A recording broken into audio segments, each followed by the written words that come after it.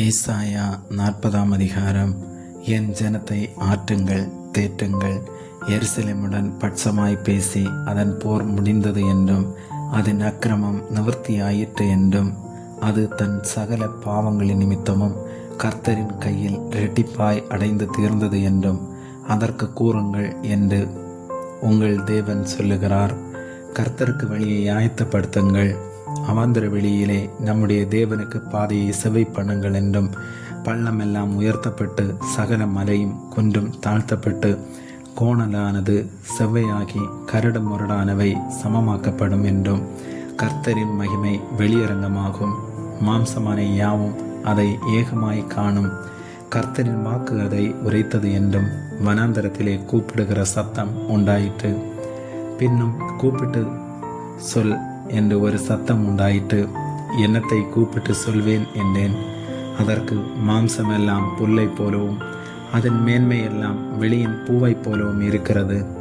கர்த்தரின் ஆவி அதன் மேல் ஊதும்போது புல் உலர்ந்து பூ உதிரும். ஜனமே, புல் உலர்ந்து பூ உதிரும். நமது தேவனுடைய வசனமோ என்றென்றைக்கு நிற்கும் என்பதையே சொல் என்று உரைத்தது. சியோன் என்னும் சுவிசேஷகியே, நீ உயர்ந்த பர்வதத்தில் ஏறு. எருசலேம் என்னும் சுவிசேஷகியே, நீ உரத்த சத்தமிட்டு கூப்பிடு. பயப்படாமல் சத்தமிட்டு யூதா பட்டணங்களை நோக்கி, இதோ உங்கள் தேவன் என்று கூறு. இதோ கர்த்தராகிய ஆண்டவர் பராக்கிரமசாலியாக வருவார். அவர் தமது புயத்தினால் அரசாளுவார். இதோ அவர் அளிக்கும் பலன் அவரோட கூட வருகிறது. அவர் கொடுக்கும் பிரதிபலன் அவருடைய முகத்துக்கு முன்பாக செல்லுகிறது. மேய்ப்பனை போல தமது மந்தையை மேய்ப்பார். ஆட்டுக்குட்டிகளை தமது புயத்தினால் சேர்த்து தமது மடியிலே சுமந்து கறவல் ஆடுகளை மெதுவாய் நடத்துவார். தண்ணீர்களை தமது கைப்பிடியால் அளந்து வானங்களை ஜானளவாய் பிரமாணித்து பூமியின் மண்ணை மரக்காலில் நடக்கி பர்வதங்களை துலாக்கோலாலும் மலைகளை தராசாலும் நிறுத்தவர் யார்? கர்த்தருடைய ஆவியை அளவிட்டு அவருக்கு ஆலோசனைக்காரனாயிருந்து அவருக்கு போதித்தவன் யார்? தமக்கு அறிவை உணர்த்தவும் தம்மை நியாய வழியிலே உபதேசிக்கவும் தமக்கு ஞானத்தை கற்றுக் கொடுக்கவும் தமக்கு விவேகத்தின் வழியை அறிவிக்கவும் அவர் யாரோட ஆலோசனை பண்ணினார்? இதோ ஜாதிகள் ஏற்ற சாலில் தொங்கும் துளி போலவும் தராசிலே படியும் தூசி போலவும் எண்ணப்படுகிறார்கள். இதோ தீவுகளை ஒரு அணுவை போல் தூக்குகிறார். லீபனோன் எரிக்கும் விறகுக்கு போதாது, அதிலுள்ள மிருக ஜீவன்கள் தகன பலிக்கும் போதாது. சகல ஜாதிகளும் அவருக்கு முன்பாக ஒன்றுமில்லை. அவர்கள் சூனியத்தில் சூனியமாகவும் மாயையாகவும் எண்ணப்படுகிறார்கள். இப்படி இருக்க தேவனை யாருக்கு ஒப்பிடுவீர்கள்? எந்த சாயலை அவருக்கு ஒப்பிடுவீர்கள்? கண்ணான் ஒரு சுரூபத்தை வார்க்கிறான். தட்டான் பொன் தகட்டால் அதை மூடி அதற்கு வெள்ளி சங்கிலிகளை பொருந்த வைக்கிறான்.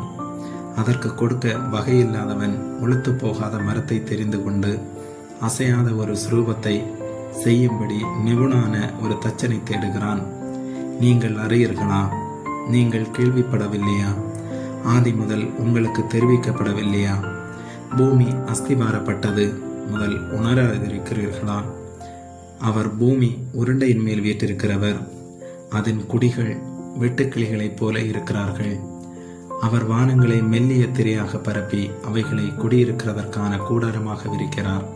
அவர் பிரபுக்களை மாயையாக்கி பூமியின் நியாயாதிபதிகளை அவாந்தரமாக்குகிறார்.